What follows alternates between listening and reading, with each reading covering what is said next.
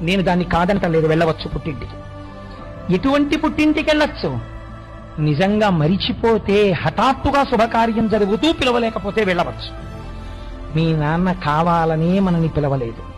విత్త వయో రూప కులములు సుజనులు కొను గుణంబులు. ఇవి సుజనులైతే వాళ్ళకి గుణాలు అవుతాయి.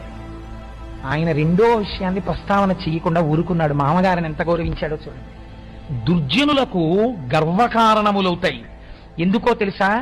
వాళ్ళు కడుపులో వేరొక భావన పెట్టుకుని, మేమింత గొప్పవాళ్ళం, ఇంత గొప్పవాళ్ళం మేం కదా అని అవతల వాళ్ళని అవమానించడానికి ప్రయత్నిస్తారు తప్ప ఈశ్వరుడిచ్చిన విభూతిని వినయంగా స్వీకరించారు.